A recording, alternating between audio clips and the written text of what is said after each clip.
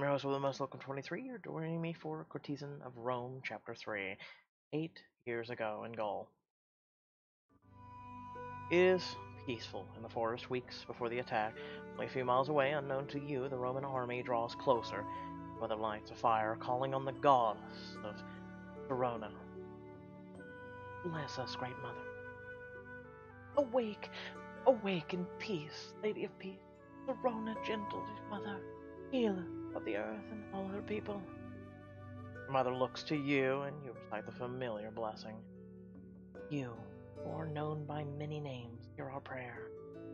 In Egypt, at my birth, were named Isis, but by all names you are, you, most holy creator of all that is life. Mother throws a handful of fragrant herbs on the fire, sending out a sweet, choking smoke. Lady, grant us strength. Lady, grant us strength. Lady, grant us fruitfulness. Lady, grant us fruitfulness. Lady, grant us renewal.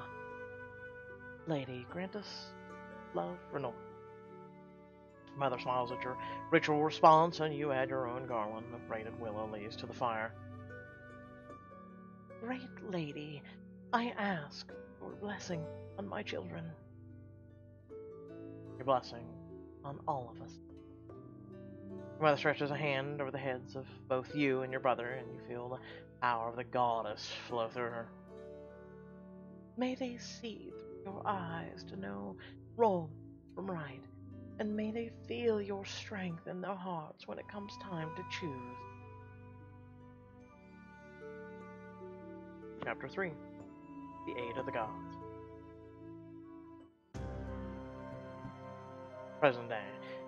You are at Cassius's villa, staring straight into the eyes of the man who burned your village, the tribune who led the first attack on your family. Aaron, this is Tribunal Gnaeus Rufius, the son of Senator Rufius Gallicia. Rufius, this is Aaron of Lenus Cholet. Rufus looks at you with new interest. Ah, Courtesan, eh? Looks like a wild one. The anger rises in you as hot as the fires he set in Gaul. Remember, we have to continue to be nice, throw a big veil over us. Tribune Rufius. It's a pleasure to meet you. You swallow your anger and give the Tribune a coy smile. I shall hope we make a much closer acquaintance very soon. I could stab you in the throat. Cassius gives you a curious look. Don't give me that look. I will look forward to that.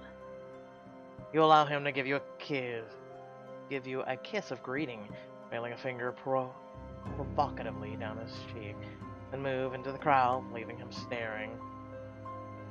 You preserved your reputation by masking your hatred. Cassius pulls you aside as Rufius turns to talk to Senator Lucius. Have you met the Tribune before? Seemed as if you recognized him.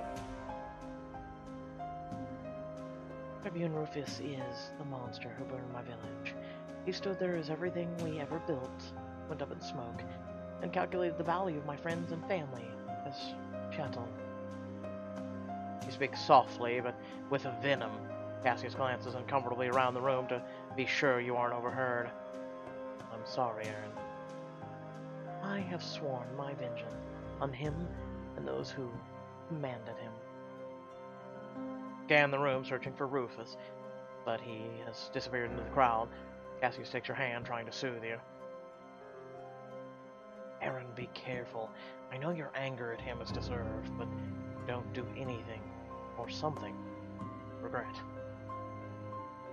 Excuse me. I think I need some air.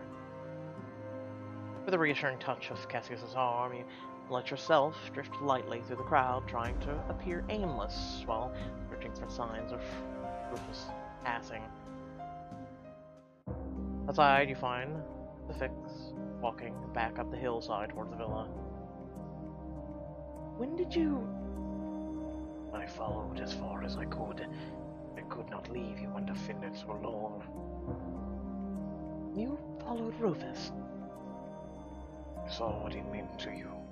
I knew to know how to find him again. He reaches you and wipes the sweat from his brow with a disappointed frown. But a little waiting.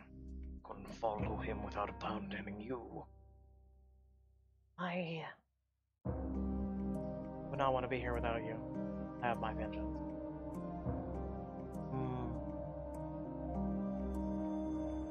I will have my vengeance. Wish me to pursue him. I should leave you but a god. No, the moment has passed, and I would be a fool to chase him while my blood is up. It must be done carefully. The fix stands with you as your pounding heart slowly calms. I've waited years. Worth a few more days to do it right. Tribune's name now on his family. To find him again. I will. After the party, Cassius escorts you back to the chalet. Lena greets you at the door with a smile. Cassius, be welcome. Aaron, I trust you had a successful debut. I think it went well. Cassius kisses Lena on each cheek, and she returns her with a genuine affection. She certainly drew a lot of attention. Oh?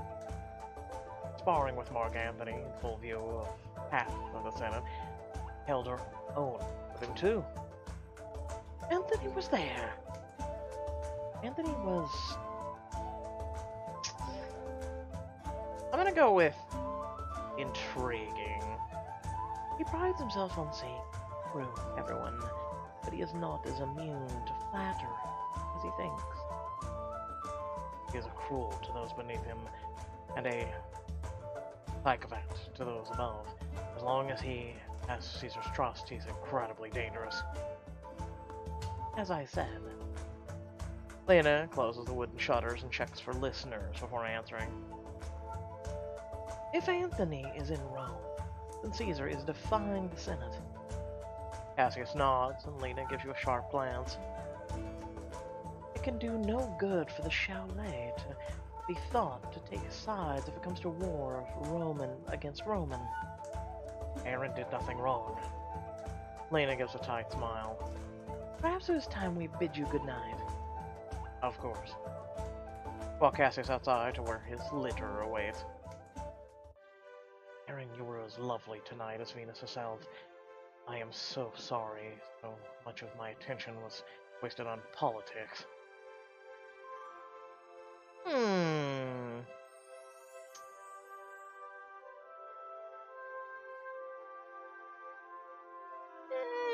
Why not? He's a pretty good guy so far. He's more, what's the word for it?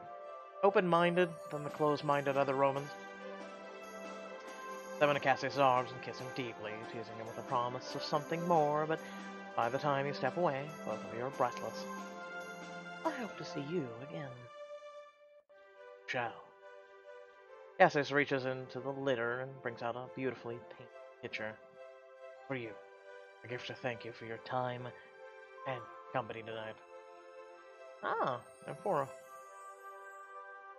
Thank you. Amphora is cool between you as Cassius pulls you to him for a kiss. With a gentle touch on your cheek, Cassius climbs into his litter and leaves. Inside, Lena examines Amphora's beautiful workmanship. Beautiful, fine work like that would go for a denarius in the market at least. So much for a picture.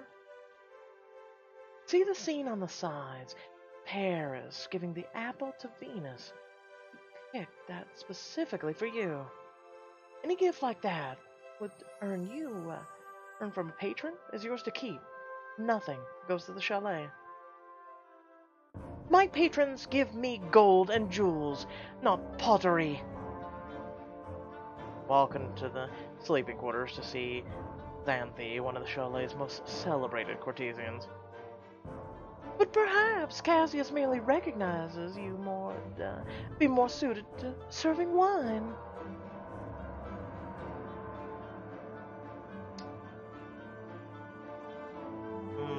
perhaps your patrons just don't like to look at you. She's very egotistical about her looks, you can clearly tell. He offered me kindness, not just pottery. What can you buy with kindness? And what of Mark Anthony, I hear he was there. Did he pay you any mind? He brought news of gold. Of course, I wanted to hear what he knew. And? Was he interested? Interested? In you? Does he want to hire you? He's an influential man. It could be a good patron.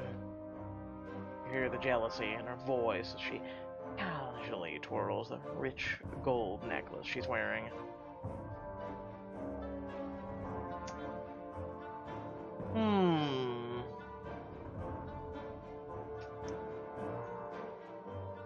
Wanted or hated? I don't think he hated us. I'm gonna go with wanted.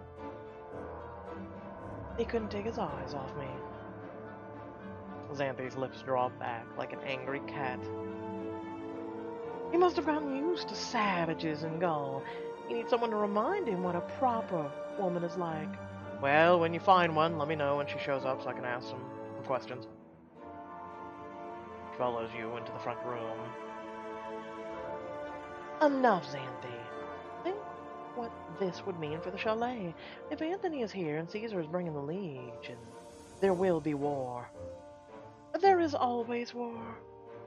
What do you think will happen if tens of thousands of men descend on Rome, ready to fight and loot? In Rome! I know these men. They have no restraint. Surely Caesar will make peace with the Senate. Never trust your safety to the assumption that powerful men will choose peace over battle. She bars the chalet door and walks away, muttering to herself. We need to make preparations. Well done. Now you've spooked Lena. She'll be locking us in here and keeping us from the action for our safety. Be grateful anyone cares about your safety. Oh, please. Spare me any more rants about what was done to you in Gaul. I'm sorry. Does my pain bore you? I remember the day they dragged you in here, dirty, hissing like a wildcat. I couldn't believe Lena saw anything in you. I have been training in grace and beauty since I was a little girl. Xanthi, we must both protect the chalet. Lena is right to be worried about us. We should be working together to figure out how to defend ourselves. We need not defend ourselves from soldiers of Rome. They will be our new patrons, not our enemies. Oh, honey. These are men coming from war where they slit women's throats. Are you serious right now? You refuse them or anything and they'll slit your throat in a heartbeat. And then use your corpse. You will not be treated like the spoils of war.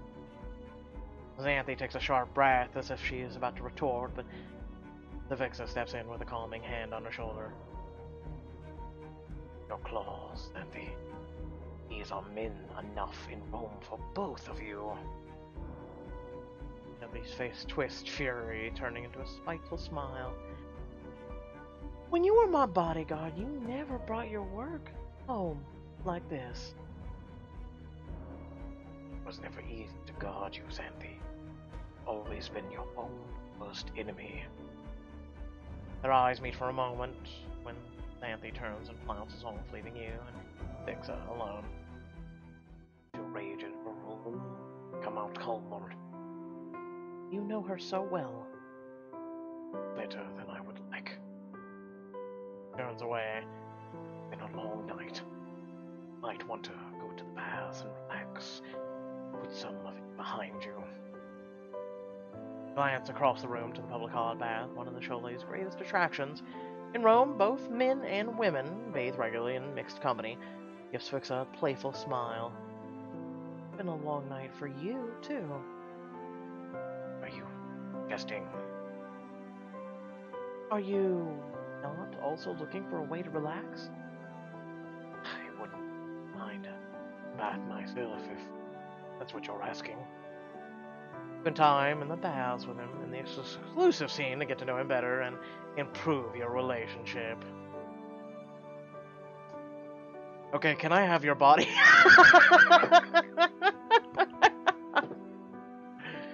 What? He's attractive looking. I'm a straight man and I can say this. Aha! Pay the loan. Lena probably wouldn't approve of us using the baths together, would she? I would lose my place here if she caught us. Then it's best if I go alone. He nods, takes a step back as you continue past him to the chalet's heated bathing area. But it would have been quite heated in there. I mean, what? Stripping off your finery, you sink with a sigh into the heated waters of the Caldarium, rubbing the evening's events away. The next morning, you find Lena checking the locks on all the doors and windows. Preparing for Caesar. Oh, Aaron, I'm glad you're awake. I've been thinking about the best way to protect the chalet if it comes to war in Rome. Hopefully, Caesar's men will be too busy fighting the Senate to paying us in mind. And with the aid of the gods, maybe we can help that happen. The aid of the gods? There is a famed apothecary, Courtesan. She is said to be able to make charms with the essence of gods in them.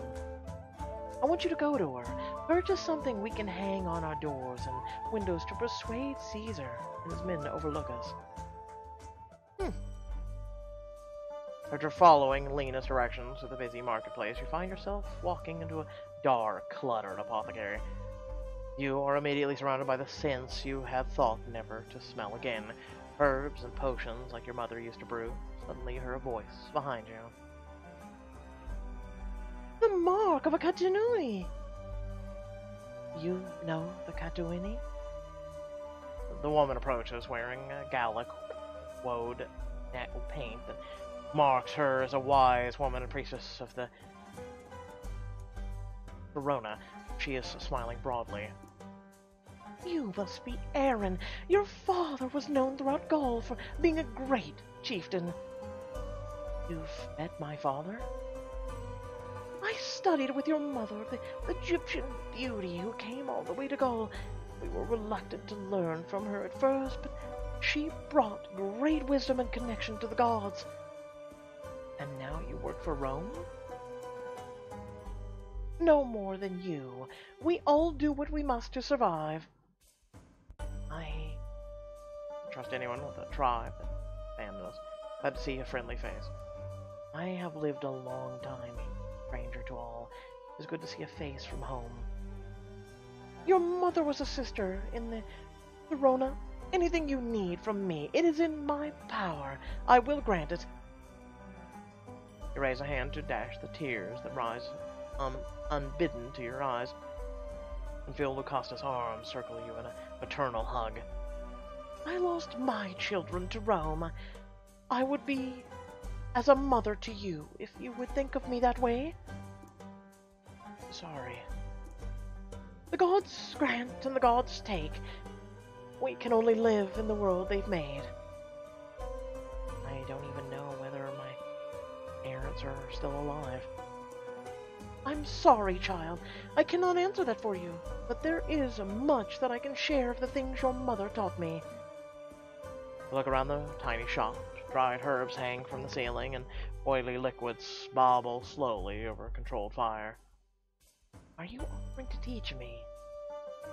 I cannot promise that Verona will grant you sight, but I can teach you herb lore. Charms, healing, poisons.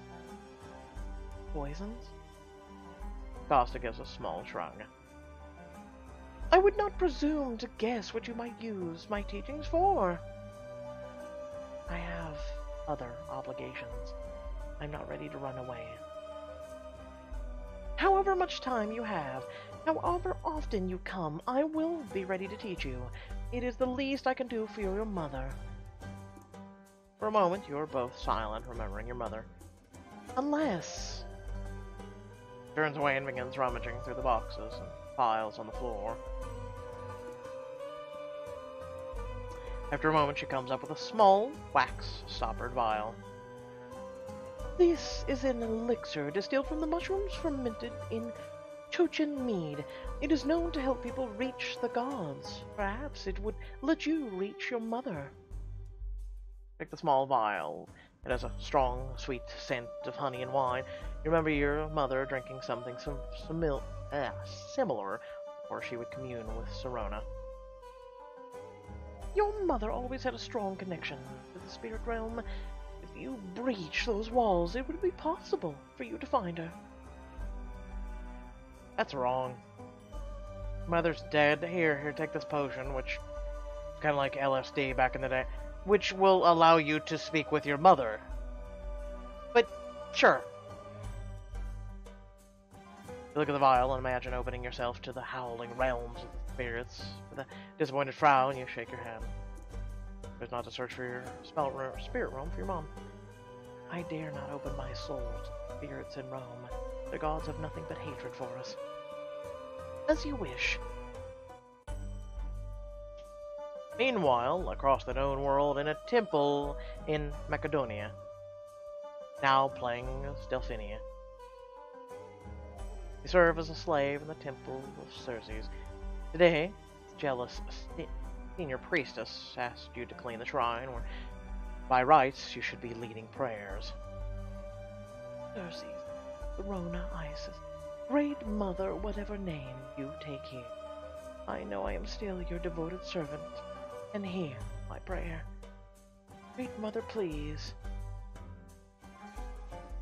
keep my children safe.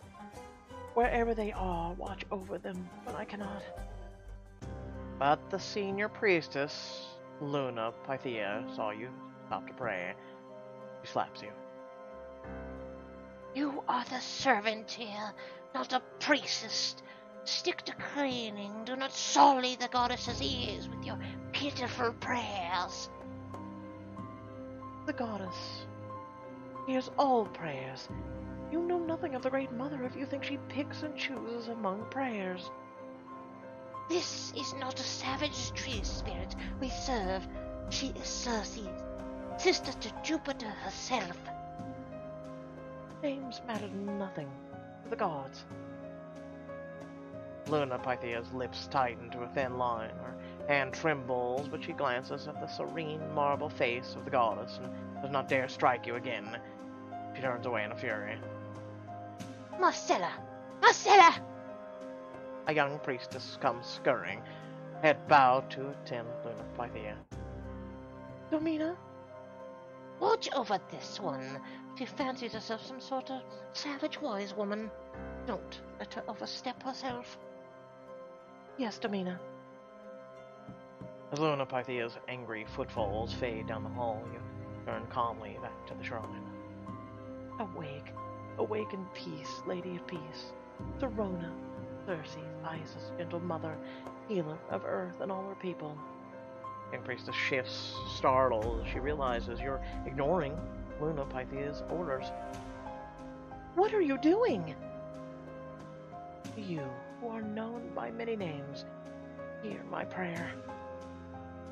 Stop! Luna Pythia ordered you to...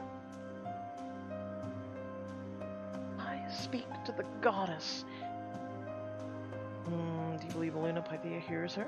I have been her acolyte since I was a child. Join me, she might speak. I've been her acolyte since I was a child. I have heard her voice, seen her face in visions many times. Even in the greatest suffering, she has been there. You have seen her?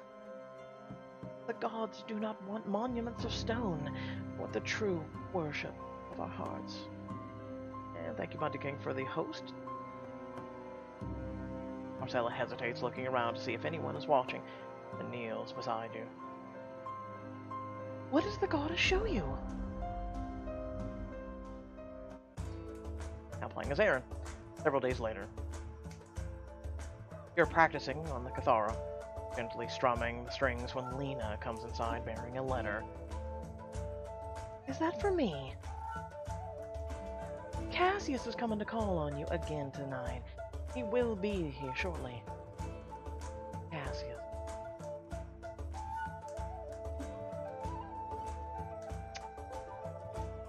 Remember, we're always trying to vie for the most powerful patron, however, Cassius.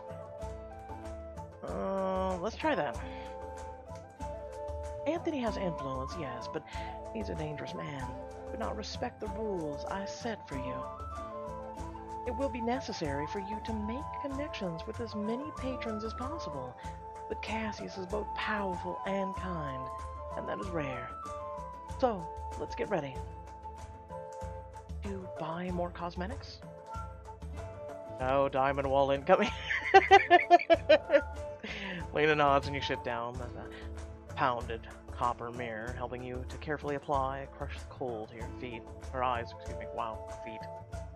Oh, and don't forget the lead for a good complexion. Must I? Butter as Lena rubs a cream of white lead mixed with ass's milk on your face. Grabbing a cloth, you wipe most of it away. Enough! Then you must pick what to wear. I am the seamstress. Make up a new gown for you. Ivory silk from India with a beaded sash and shawl. It's pretty.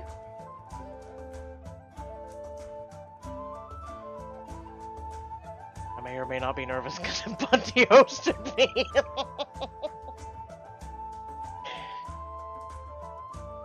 I prefer this. Cassius seemed happy enough with it the other night. True. It's your wit he seems drawn to, not your clothes. Change your mind? No, leave me alone. As you finish layering a beaded necklace over your dress, one of the servants opens the door to Cassius. Greetings, Aaron. Lena. Welcome. I trust you have recovered from hosting your party? With Caesar on the march, it has hardly been a time to relax, but I am making the time to see you. Cassius steps forward to kiss you in a greeting. Xanthe insinuates herself beside you, smiling coyly up at Cassius. Well, hello there, Senator. Are you certain you've already made your choice of who will attend you this evening? Yes. I'm here to see... That can always change. This is Xanthe, Lena's former top Courtesan. Let's find something more private. Find your own patron. Let's find somewhere more private. Indeed. Might we take a walk? I'm sure there are parts of Rome you have yet to visit. That sounds lovely. Bye, bitch. Trying to get in on my business. Cassius points out the Senate Balisca as you walk by it. The Senate convenes there to pass laws for Rome, or at least that is supposed to be what we do. But the truth is, it's mostly old men bickering? Most of the time, that's true, but right now, the Caesar marching, we're in a crisis. We convene again tomorrow to take the final vote on whether to oppose him. The Senate might choose to let him invade unopposed? Many crowds think if we pretend there's merely a homecoming, not an invasion, we can save ourselves the trouble of defending Rome. Senator Rufus, like he is, one of the Caesar's great supporters. He's arguing we should forgive Caesar's crime of bringing troops to Italia and welcome him back consul. Rufius Gaius, look like it. The one son was at your party? My apologies, Aaron. I forgot you had reasons of your own to dislike him. How will the Senate vote on Caesar? I honestly don't know. Most of the Senate fears Caesar and would like to oppose him, but we have no troops stationed in the city. To defend Rome, we would have to recall armies from provinces, and at the rate Caesar's marching, I don't know if they will arrive in time. Then Rome could be undefended when he arrives? You look around the city, so much quieter at night. Tall marble buildings have haunted your nightmares for years, but it has become your home. It is hard to imagine it overrun and burning like Gaul. They've been making preparations to stir the people of Rome to defend themselves. No matter what the Senate decides, the fast approach for us is all to choose, even you. Will you flee, or are you prepared to fight?